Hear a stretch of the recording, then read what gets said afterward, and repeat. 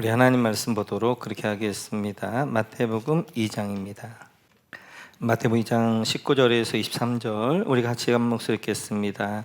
헤롯이 죽은 뒤에 주님의 천사가 이집트에 있는 요셉에게 꿈에 나타나서 말하였다. 일어나서 아기와 그 어머니를 데리고 이스라엘 땅으로 가거라.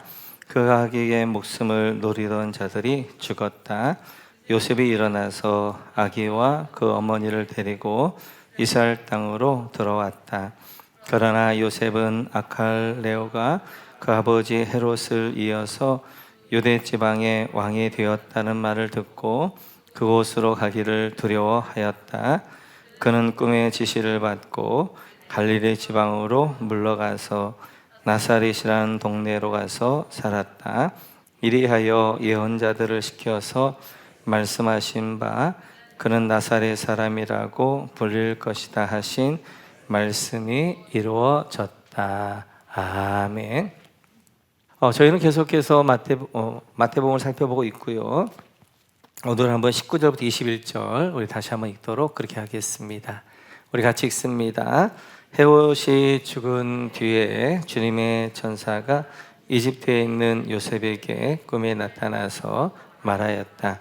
일어나서 아기와 그 어머니를 데리고 이스라엘 땅으로 가거라.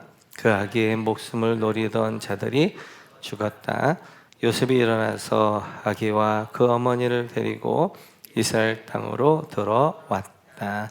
19절은 헤롯이 죽은 뒤에 밑줄 그어주시고 요셉에게 꿈에 나타나서 밑줄 그어주시고 20절에 보니까 일어나서 아기와 그 어머니를 데리고 이스라엘 땅으로 가거라 밑줄 그어주시고 이제 지금 그 헤롯은 바로 베들레헴 2살 이하 아이들을 다 죽였던 그 헤롯이지요. 그래서 이제 헤롯이 베들레헴의 2살 이하 아이를 다 죽이려고 하니까 천사가 이집트로 피하라 그래 이집트로 피해 있었습니다. 그리고 이제 이런 헤롯이 죽게 되어지고 그러자 이제 다시 주님의 천사가 요셉에게 꿈에 나타나서 아기와 그 어머니를 데리고 마리아를 데리고 이스라엘 땅으로 가거라 그렇게 이제 말씀하셨습니다. 그랬더니 21절에 보니까 여러분 밑줄 그어주셔서 아기와 그 어머니를 데리고 이스라엘 땅으로 들어왔다 밑줄 그어주시고요. 그래서 요셉은 순종함으로 그 모든 이집트에서의 생활을 다 정리하고 다시 이스라엘 땅으로 돌아오게 되어집니다. 오늘은 먼저 우리가 살펴보고자 하는 것은 바로 요셉의 순종에 대하여서 함께 살펴보려고 합니다.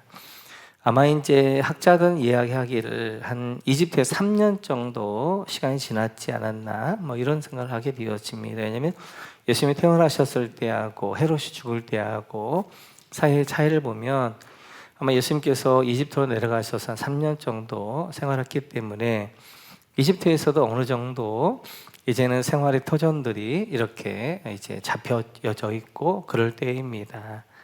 그래서 이렇게 또 이사를 간다는 것도 쉽지 않은 일인데 오늘 요셉은 주의 천사의 말씀에 따라서 다시 이집트로 그냥 전주에서 익산이나 이런 데 이사 가는 정도가 아니라 이미 이제 나라를 옮겨가는 거잖아요. 다시 이스라엘 땅으로 오게 되었습니다. 그런데 그때 요셉은 그 요셉 안에 두려움도 있었을 거예요. 왜냐하면 헤롯이 죽었다 끝나는 게 아니라 헤롯의 또 아들들이 왕이 되잖아요. 그럼 헤롯의 아들들의 해코지는 없을까? 이런 두려움들도 있었을 것입니다.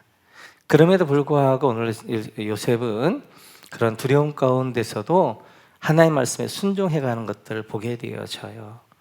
이렇듯이 우리가 순종할 때 많은 경우 이제 감정적인 동의가 되어져야 순종한다라는 분들이 계십니다. 근데 순종은 제가 늘 이야기하는 것처럼 감정적 순종이 아니라 의지적 순종이에요. 지금 요셉 안에는 담대함이 있는 게 아니라 두려움이 있습니다. 그럼에도 불구하고 하나님의 말씀이기 때문에 그 말씀에 순종하는 것, 그게 순종이 되어져요. 그래서 우리가 말씀을 믿으니까 그 말씀이 담대함을 주게 되어지고 담대함으로 순종해야 된다. 그렇지 않고 때때는 두려움 가운데 있을 수 있지만 그냥 말씀 의지해서 순종해야 하는 것, 그때 하나님이 역사하게 되어져요. 여호수아에서 보면 이런 말씀들이 있지요. 같이 한번 볼까요? 같이 읽죠. 시작. 백성이 요단강을 건너려고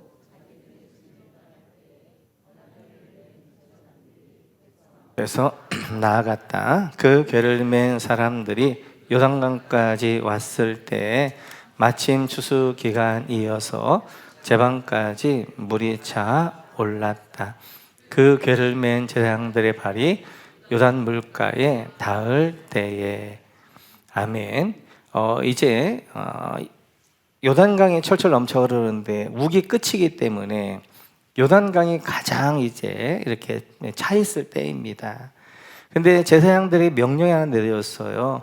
언약궤를 메고 요단강으로 들어가라는 것입니다. 그때 이제 제사장들은 담대함으로 이제 나갔을까요? 아니었을 거예요.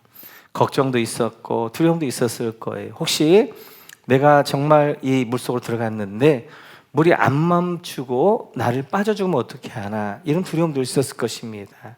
어떻게 보면 어떤 제사장은 속으로 벌벌벌 떨면서 들어갈 수 있었을 거예요. 그런데 중요한 것은 순종이에요. 순종. 그렇게 두려움 가운데 있고 걱정도 있지만 순종함으로 들어갔을 때 하나님이 역사하셔서 요단강 물이 멈추게 하셨고 그 요단강에 길을 내셨던 것들을 보게 되어져요. 이렇듯이 우리 안에 순종하려고 그럴 때 두려움도 있을 수 있습니다. 걱정할 마음도 있을 수 있습니다. 그럼에도 불구하고 하나님의 말씀에 의해 순종해 가는 거예요. 어떤 분들은 내가 하나님을 믿으니까 담대해야 되지, 이렇게 염려 있으면 안 되지, 이런 걱정이 있으면 안 되지, 이런 분들 계시는데 염려 걱정이 있을 수 있습니다. 중요한 것은 순종할 때, 그때 하나님 역사 일어나는 줄 믿습니다.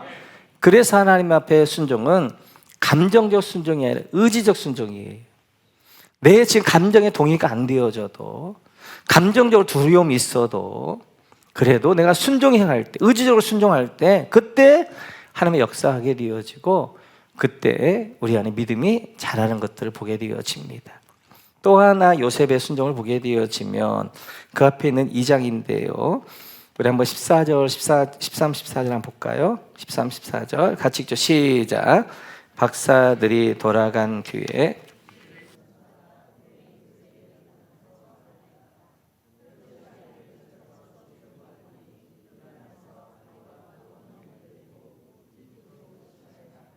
그리고 내가 너에게 말해줄 때까지 거기에 있어라.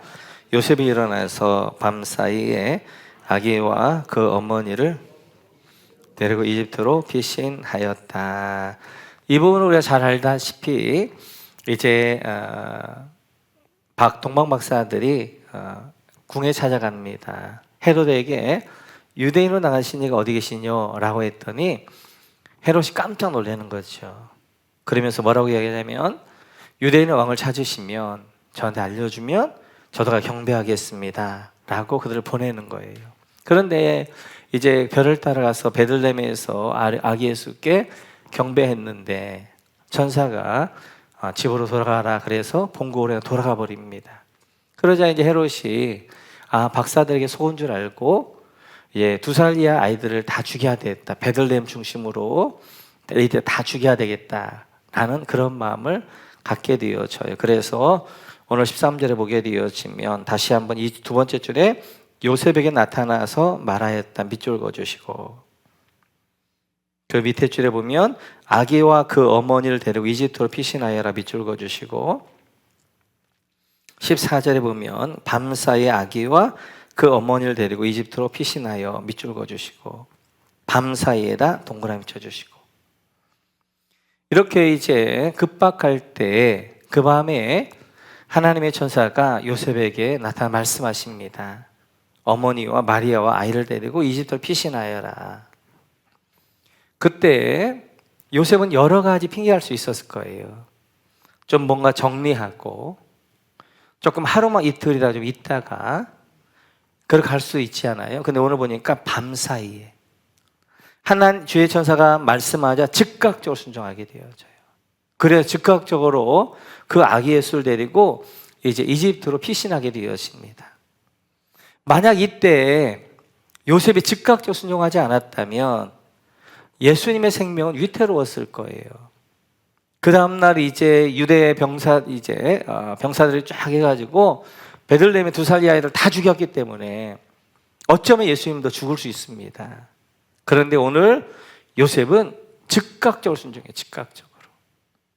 그래서 이제 하나님 말씀이 그 밤에 떨어지니까 좀 날이 새면 좀 살림 정리도 좀 하고 마음 정도도 좀 하고 하루 이틀 사이에 뭔 일이 있겠어? 좀 있다가 이제 다음에 좀 있다가 가면 되겠지? 라고 생각하지 않아요.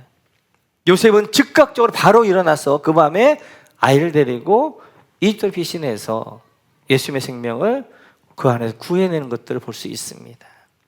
이렇듯이 우리의 이제 순종은 즉각적인 순종이에요. 즉각적인 순종. 근데 우리는 자꾸만 내일로 미루려고 합니다. 다음에 하지. 내일 하지. 그런데 내일로 다음으로 미루면 순종할 수 있는 환경이 사라질 수 있어요. 그래서 하나님의 말씀을 주셨을 때 그때 즉시 즉각적으로 순종해 갈 때 우리 하나님의 뜻을 이룰 수 있는 것들을 보게 되어집니다. 요셉에게서 배울 수 있는 중요한 순종 중에 하나는 그는 즉각적인 순종이 있다는 거예요. 하나님의 말씀이 떨어져 그 밤에 바로 정리해가지고 상황이 어떻든지 환경이 어떻든지 이렇게 말하지 아니하고 바로 순종해서 이집트로 내려가서 예수님을 구해냈던 것들을 볼 수 있습니다. 뿐만 아니라 요셉의 순종을 하나 더 볼 수 있는 것이 마태복음 1장 20절입니다. 우리 1장 20절 같이 읽죠. 시작. 요셉이 이렇게 생각하고 있는데 주님의 천사가 꿈에 그에게 나타나 말하였다. 다윗의 자손 요셉아, 두려워하지 말고 마리아를 내 아내로 맞아들여라. 그 태중에 있는 아기는 성령으로 말미암은 것이다. 그 태중에 있는 아기는 성령으로 말미암은 것이다. 밑줄 그어주시고. 요셉에게 이상한 소문이 하나 들립니다. 마리아의 배가 불러온다는 거죠. 근데 이제 요셉하고는 정혼한 사이이기 때문에 된데 그걸 그래서 조용히 그 아이를 어떻게 정리하려고 합니다. 그때 성령님이 이제 하나님의 천사가 요셉에 나타나 말합니다. 태중의 아이는 성령으로 말미암은 것이다라고 말씀하게 되어져요. 그 말씀에 대하여서 오늘 24절에 보면 요셉은 이렇게 순종합니다. 같이 한번 읽어볼까요? 시작. 요셉은 잠에서 깨어 일어나서 주님의 천사가 말한 대로 마리아를 아내로 맞아 들였다. 주님의 천사가 말한 대로 밑줄 그어주시고, 마리아를 아내로 맞아 들였다. 밑줄 그어주시고, 말한 대로에다 동그라미 쳐주시고. 요셉은 주님의 천사가 말한 대로 마리아를 아내로 받아들이게 되어져요. 오늘 요셉이 천사의 말을 이해했을까요? 천사가 네 아내 마리아는 성령에 의해서 잉태된 거야. 그 아이는 성령에 잉태된 거야. 라고 말했을 때 그 말을 이해할 수 있었을까요? 그 말을 믿을 수 있었을까요? 우리는 어려서부터 계속해서 배웠던 것이 예수님은 마리아, 처녀 마리아에게서 태어났다라고 계속해서 말했기 때문에 우리 안에는 그것이 각인되어져 있는데 역사상 처음이자 마지막 그 현장에 있었던 요셉은 그걸 이해했을까요? 그는 이해 못했을 거예요. 그럼에도 불구하고 오늘 요셉은 24절에 보니까 천사가 말한 대로예요. 말한 대로. 그는 비록 천사의 이야기가 이해가 되지 않지만 어떻게 말이 안 되는 것이 어떻게 아기가 성령에 잉태된단 말이야. 그걸 말도 안 되는 거고 한 번도 경험하지 못한 거고 이해할 수 없었지만 그는 성령의 주의 천사의 말씀대로 말한 대로 순종해서 그 아내 마리아를 이제 아내로 맞이하게 되어지는 거예요. 우리는 때때로 이렇게 이야기합니다. 하나님, 내가 이해가 되어지면, 나를 하나님이 설득하면, 나에게 잘 설명해 주시면 내가 순종하겠습니다. 그럴 때가 많이 있어요. 그런데 우리는 하나님 말씀은 내가 이해해서 순종하는 게 아닙니다. 저번에 우리 1일 특강에서 최영희 목사님, 우리 가정교회 핵심 가치가 성경대로인데 그 성경대로 핵심 가치 가운데 이렇게 말씀하셨어요. 우리가 하나님 말씀을 이해해서 순종할 수는 없다. 순종하면 이해가 되어진다 라는 말씀하셨는데 그 말씀이 맞아요. 어떻게 하나님의 그 세계가 내가 다 이해해서 받아들이겠어요? 순종하겠어요? 그런데 순종한 만큼 이해가 되어지는 거예요. 오늘 요셉도 마찬가지입니다. 천사의 말은 이해가 안 되어졌습니다. 믿을 수 없었습니다. 말이 안 되는 이야기였습니다. 그럼에도 불구하고 천사의 말에 그냥 내가 순종했더니 나중에 보니까 진짜 이분이 메시아였고, 이분이 진짜 이제 성령에 잉태되어졌고, 이분이 구약에 약속된 그 메시아라는 것들을 나중에 알게 되어지는 거예요. 순종한 다음에 알게 되어지는 거예요. 그래서 우리가 때때로 그렇습니다. 성경을 보면서 우리 이제 중고등학교 우리 아이들이 있는데 때때로 이게 말씀이 이해가 안 될 때가 있을 거예요. 말이 안 될 때가 있을 거예요. 근데 그럼에도 불구하고 그 말씀에 따라 성령 인도함에 따라 순종하면 그때 이해가 되어지는 거예요. 그래서 이제 하나님 말씀은 내가 이해에 대해 순종하는 것이 아니라 순종하면 이해가 되어지고, 순종하는 만큼 영적으로 더 넓어지게 되어지고 깊어지게 되어지고 많은 경험들을 해나가는 것들을 보게 되어집니다. 오늘 요셉의 순종을 통해서 오늘 세 가지의 순종을 볼 수 있는 첫째는, 요셉의 순종은 이제 하나님의 말씀이기에 순종했습니다. 그래서 그는 두려움이 있었지만 그 두려움 가운데서 그는 이제 순종했던 것들을 보게 되어져요. 그래서 하나님의 순종은, 우리 하나님의 순종은 감정적 순종이 아니라, 감정이 동의되어지지 않아도 내가 순종하면 그때 나중에 감정적 순종이 되어져요. 두 번째 요셉의 순종은 즉각적 순종이었습니다. 미루지 않았어요. 다음으로 하지 않았어요. 그 밤에 떠났기 때문에 예수님이 살 수 있었고요. 세 번째 순종은 그는 이해되어지지 않았지만 순종했던 것들을 보게 되어져요. 그래서 순종했더니 나중에 이해가 되어지는 것입니다. 그런 요셉을 가리켜서 성경은 이렇게 평가합니다. 우리 한번 1장 19절 한번 볼까요? 1장 19절 같이 읽죠. 시작. 마리아의 남편 요셉은 의로운 사람이라서 약혼자에게 부끄러움을 주지 않으려고 가만히 파혼하려 하였다. 요셉은 의로운 사람, 밑줄 그어주시고, 이렇게 순종하는 사람을 가리켜서 의로운 사람이다 라고 말씀하게 되어져요. 우리 모두도 하나님 봤을 때 너는 참 의로운 사람이었어, 너는 참 나에게 순종하는 사람이야, 아들이야, 너는 순종한 딸이었어 라고 칭찬 듣는 우리 모두가 되시기를 주님의 이름으로 축원합니다. 하나만 더 보도록 그렇게 하겠습니다. 우리 한번 22절 23절 같이 한번 볼까요? 같이 읽자. 시작.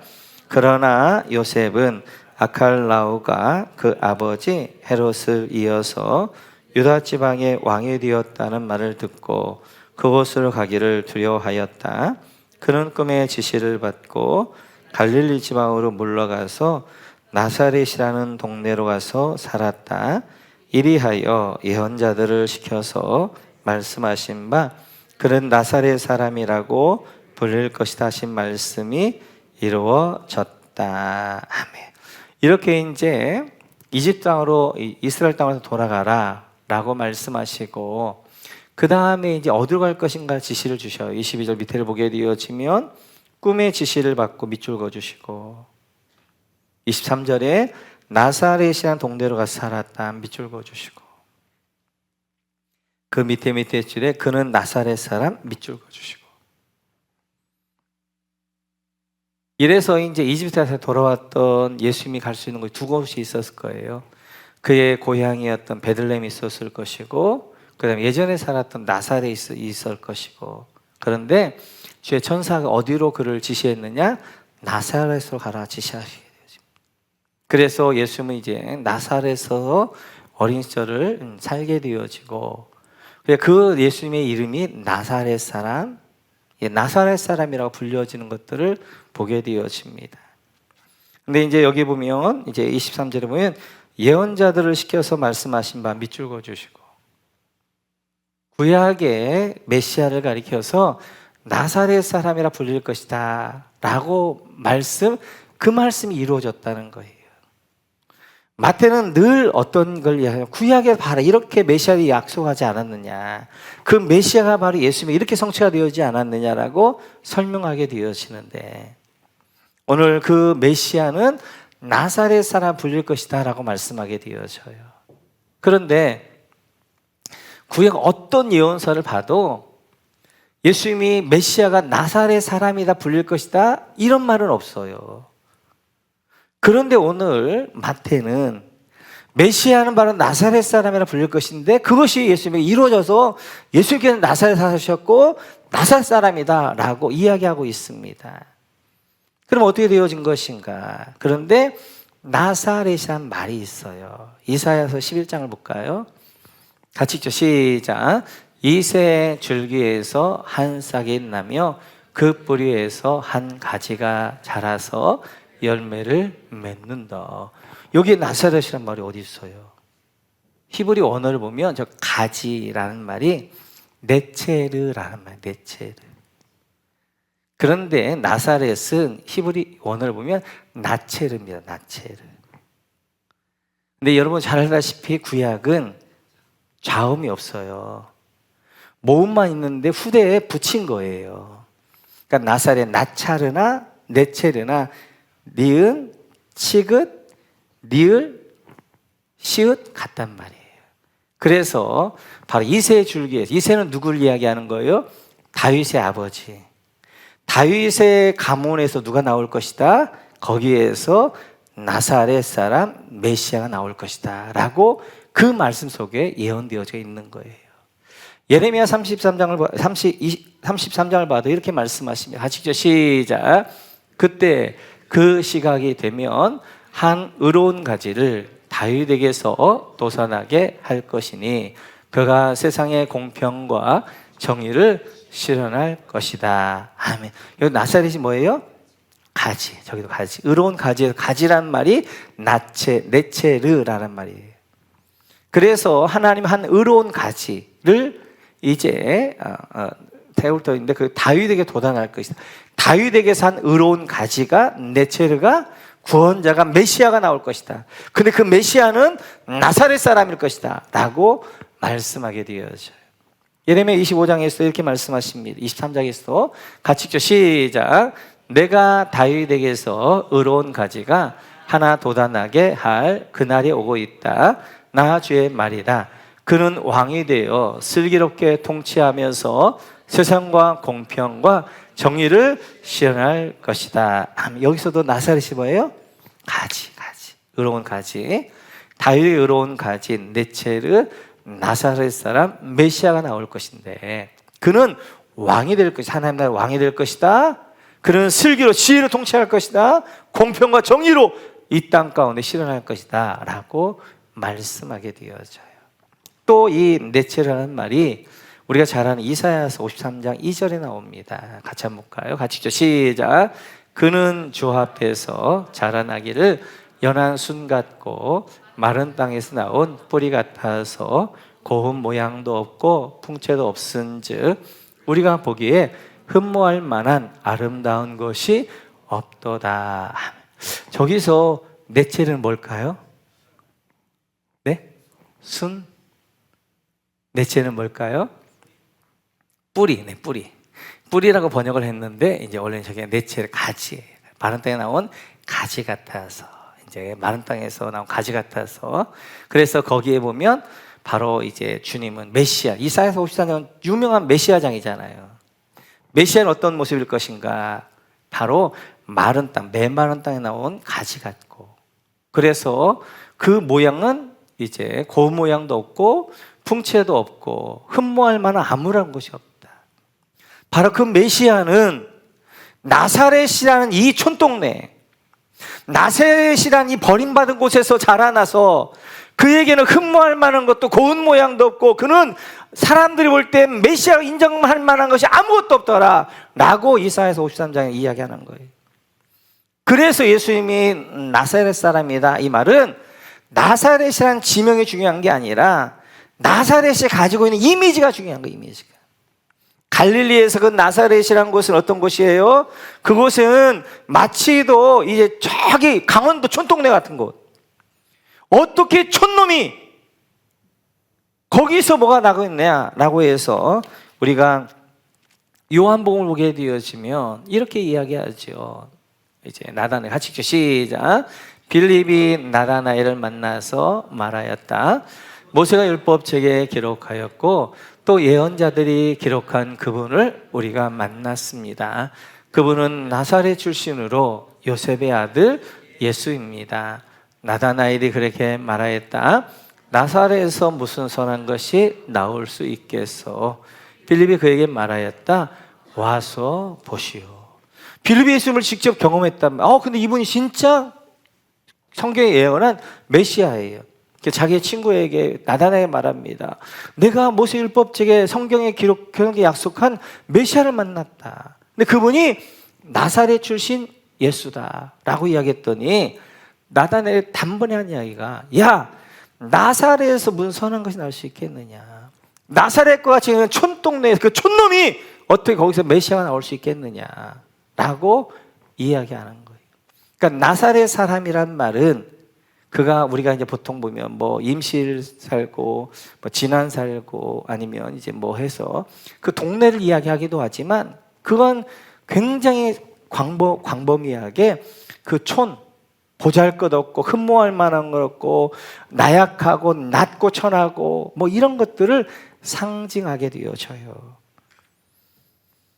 그래서 그 예수님이 나사렛 사람이란 말은 이제 그 당시에 유대 이스라엘 사람들에도 무시받는 사람, 천한 사람, 촌사람, 배운 것도 없는 사람, 아무 백도 없는 사람 이런 것들을 상징하게 되어져요.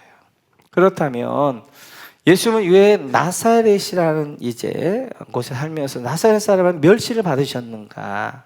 그것은 여러분과 제가 나사렛 사람이니까 그래요. 여러분과 저를 구원하기 위해서 그분이 친히 낮아지신 거예요. 그래서 그분은 나사렛이라는 그 촌에서 그래서 멸시를 받고 무시를 받는 그런 나를 구원하기 위해서 그분이 스스로 낮아지심으로 나사렛 사람 되어오셔서 그렇게 하셨어요. 만약 예수님이 왕족과 귀한 출신이었으면 우리같이 그렇게 무능하고 그렇게 연약한 자가 어떻게 그분을 나의 주님이라고 고백할 수 있겠어요? 그분 가장 낮아지셔서 그분이 그렇게 하셨던 것들을 보게 되어져요. 우리 예수님은 하나님이셔서 영광과 존귀받기 마땅하심에도 불구하고 그 모든 것들을 내려놓으시 가장 낮은 곳 나사렛에 오셔서 나사렛 사람이라는 말을 듣고 멸시와 천대를 받으면서 그 멸시와 천대를 받는 나를 구원하기 위해서 그분이 스스로 멸시와 천대를 받는 그 땅에서 그분은 사셨던 것들을 보게 되어져요. 누가복음 2장을 보면 그분의 태어나심도 이렇게 설명하지요. 같이 한번 보겠습니다. 시작. 마리아가 전 아들을 낳아서 보대기에 쌓여서 구유에 눕혀 두었다. 여관에는 그들이 들어갈 방이 없었기 때문이다. 아멘. 예수님이 태어나신 것들 얘기하죠. 예수님 태어나실 때 방이 없었어요. 그래서 이제 양들이 사는 마구간에 그런 양우리에서 태어나게 되어지고 양들이 먹는 구유에 먹이통에 예수님을 뉘어놓을 수밖에 없었어요. 이 땅에 적어도 우리는 방에서 태어난단 말이에요. 근데 예수님은 방도 아니에요. 바로 짐승들이 사는 우리에서 태어나셨고 그 양이 먹는 먹이통이었던 구유에 누이실 정도로 바로 이제 하늘 보좌에 계셨던 그분이 이 땅에는 가장 낮고 천한 곳 방도 아니고 왕궁도 아니고 방도 아니고 그냥 짐승들이 사는 그 우리에서 태어나셔서 그분이 처음으로 누우셨던 것도 바로 양의 이제 밥통인 그냥 구유에 누우셔서 썼던 것들 보게 돼요.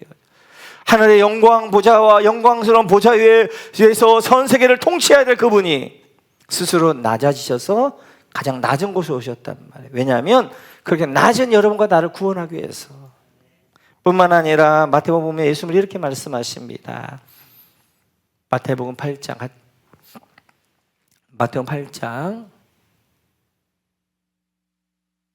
네, 우리 한번 찾아보겠습니다. 찾아보면 좋습니다. 마태복음 8장 보겠습니다. 마태복음 8장 20절. 마태복음 8장 20절 같이요. 시작. 예수께서 그에게 말씀하셨다. 여우도 굴이 있고 하늘을 나는 새도 보금자리가 있으나 인자는 머리 둘 곳이 없다. 인자는 머리 둘 곳이 없다. 밑줄 그어주시고. 하나님은, 예수님은 창조주이셔요. 창조주의 그 창조물이었던 여우도 굴이 있어요. 하늘 나는 새도 보금자리가 있어요. 창조주시 그분은 머리 둘 곳이 없다는 거예요. 머리 둘 곳이 없다. 머리 둘 곳이 없는 그 사람들을 구원하기 위해서 예수님 가장 낮은 곳, 가장 천한 곳, 그곳에 오셨던 것들을 보게 되어져요. 누가복음 23장에 보게 되어지면 이렇게 같이 읽죠. 시작. 다른 죄수 두 사람도 예수와 함께 저형장으로 끌려갔다. 그들은 해골이라 그래서 거기서 예수를 십자가에 달고 그 죄수들도 그 옆에 하였는데 한 사람은 그의 오른쪽에 한 사람은 그의 왼쪽에 달았다. 아멘. 우리 예수님께서 골고다에서 십자가에 달리셨습니다. 누구와 함께 달렸냐면 양옆에 있는 사람들은 죄인들, 강도들과 함께 달리셨어요. 그분은 온 세계를 심판해야 될 심판주이세요. 보좌에 앉으셔서 세상을 심판해야 될 그분이 즉 자기가 죄인 되어져서 십자가에 달리신 거예요. 왜냐하면 죄인인 여러분과 나를 살려내기 위하여서. 오늘 나사렛에 설명하고 있는 내용은 바로 나사렛과 같이 우리가 천하고 정말 내세울 것도 하나도 없고 그렇게 연약한 우리를 그분이 스스로 낮아심으로 구원하셨다는 것들을 설명하게 되어집니다. 하나님이 만약 우리를 구별하셨다면 너는 안 돼. 너는 배운 게 없어서 안 돼. 너는 성깔이 안 좋아서 안 돼. 너는 뭐 해서 안 돼. 그랬다면 우리의 구원받지 못하고 여기 없을 사람이 많아요, 많아. 그러나 주님은 가장 낮으셔서 누구도 구별하지 않으셨어요. 그래, 못 배우면 못 배운 대로, 연약하면 연약한 대로, 혈기 있으면 혈기 있는 대로, 부족하면 부족한 대로, 병 있으면 병 있는 대로 다 우리를 받으셨기 때문에 오늘 우리가 하나님의 자녀가 되어져서 생명 가운데 있는 거예요. 그런 사랑을 받은 우리가 사람을 구별하면 안 되죠. 우리가 나사렛 사람이 되어야 되죠. 친히 내가 낮아져서 낮은 사람들을 품에 안을 수 있는 그런 사람이 되어야 돼요. 그래서 하나님의 사랑은 낮은 곳으로 오는 사랑이에요. 낮은 곳으로 오는 사랑. 그래서 오늘도 정말 주님이 필요한 분들이 많습니다. 이 땅에 나사렛의 사람들이 너무 많아요.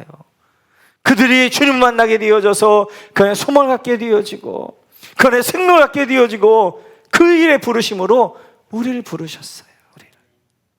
그래서 우리 모두가 이제 이런 나사렛 사람을 찾아서 그들 우리 VIP를 삼아서 이 사람은 뭐 때문에 안 되고 저 사람은 이것 때문에 안 되고 이러지 말고 하나님에게 붙여있는 모든 사람들은 하나님 붙여졌다는 걸 믿고 받아들이고 영접하고 그리고 그들을 잘 섬길 수 있는 우리가 되면 좋겠고 그래서 사도행전을 보게 되어지면 사도행전 2장 7절 한번 볼까요? 시작. 그들은 놀라 신기하게 여기면서 말하였다. 보시오. 말하고 있는 이 사람들은 모두 갈릴리 사람이 아니요. 아멘. 나사렛 사람이었던 예수님께서는 그의 제자들을 누구를 부르셨어요? 나사렛 사람, 갈릴리 사람, 천한 사람, 그 당시에 인정받지 못하는 사람, 그 사람들을 불렀단 말이에요. 그 사람들에게 성령 임하니까 사람들이 깜짝 놀란 거예요. 오순절 성령 임하고 그들이 막 설교하게 되어지는데 보니까 저 사람들은 다 갈릴리 사람들인데 나사렛 사람인데 다 천한 사람인데 배운 것도 없는 사람인데 그들이 막 말을 하기 시작하니까 각자의 자기 나라 말로 막 듣는 거예요. 깜짝 놀라가지고 저 사람들이 갈릴리 사람 아니냐, 나사렛 사람 아니냐 라고 했던 것처럼 하나님은 나사렛 사람을 통해 일하기 시작하는 거예요. 그 나사렛 사람들은 또 어떻게 하는 거예요? 이렇게 증거하는 거예요. 우리 한번 2장 22절 같이 읽죠. 시작. 이스라엘 동포 여러분, 이 말을 들으십시오. 여러분이 아시는 바와 같이 나사렛 예수는 하나님께서 기적과 놀라운 일과 표정으로 여러분에게 증명해 보이신 분입니다. 하나님께서는 그를 통하여 여러분 가운데서 이 모든 일을 행하셨습니다. 할렐루야. 그래서 제자들이 선포한 예수님은 나사렛 예수예요. 이제 나사렛 예수가 부끄러운 예수가 아니에요. 하늘 영광을 버리시고 그 낮고 천한 그분을 오신 그 예수님, 나사렛 예수를, 그래서 제자들은 사도행전의 주제는 나사렛 예수예요. 나사렛 예수. 제자는 담대하게 누굴 외치느냐? 나사렛 예수를 외치게 되어지는 거예요. 나사렛 예수는 하나님께 기적과 놀라운 일과 표징으로 여러분의 증명해 보이셨습니다. 그리고 그 나사렛 예수를 증거하기 시작하는 거예요. 그리고 사도행전 3장을 보게 되어져도 이렇게 선포합니다. 같이 읽죠. 시작. 베드로가 말하기를 은과 금은 내게 없으나 내게 있는 것을 그대에게 주노니 나사렛 예수 그리스도의 이름으로 일어나 걸으시오 하고. 할렐루야. 오늘도 베드로도 이야기합니다. 나에게 금과 은과 금은 없다. 근데 나에게 나사렛 예수가 있다. 내 안에 있는 이 나사렛 예수, 나를 위해 낮아지고 나를 구원해 그 나사렛 예수, 그 예수 이름으로 일어나라 라고 했더니 그가 벌떡 일어나게 되어지는 거예요. 나사렛 예수의 이름은 능력 이름인 줄로 믿습니다. 믿습니다. 그래서 제자들이 계속해서 선포했던 것이 바로 나사렛 예수였어요. 나사렛 예수. 사도행전 10장 38절 같이 한번 볼까요? 같이 시작. 하나님께서 나사렛 예수에게 성령과 능력을 부어 주셨습니다. 이 예수는 두루 다시면서 선한 일을 행하시고 마귀에게 억눌린 사람들을 모두 고쳐 주셨습니다. 그것은 하나님께서 그와 함께 하셨기 때문입니다. 할렐루야. 나사렛 예수, 스스로 다시는 예수님에게 어떻게 하는 거예요? 성령과 능력을 부어 주신 거예요. 그 하나님이 그와 함께 하신 거예요. 마찬가지예요. 나사렛 예수님과 같이 낮아진 사람, 하나님의 능력과 하나님의 은혜는 낮은 곳으로 흐른단 말이에요. 물이 낮은 곳으로 흐르는 것처럼 교만하고 뻣뻣한 사람에게 하나님의 능력이 임하지 않아요. 낮은 자에게 하나님의 능력이 임하게 되어지고 그에게 성령을 부어주시고 그를 통해 역사하게 되어지고, 그리고 제자들은 스스로 갈릴리 사람이라고 증거하면서 나사렛 예수를 담대하게 증거할 때 놀라운 일이 있었던 것처럼 우리 모두 나사렛 예수님, 스스로 낮아지셔서 나를 구원해 주신 그 예수님, 그 예수님을 의지함으로 그를 증거할 수 있는, 그래 우리 주변에 많은 나사렛 사람들을 주께로 인도할 수 있는 우리 모두, 또 우리의 삶의 주제도 나사렛 예수 그리스도, 나사렛 예수 그리스도를 선포하며 나아가는 우리 모두가 되시기를 주님의 이름으로 축원합니다.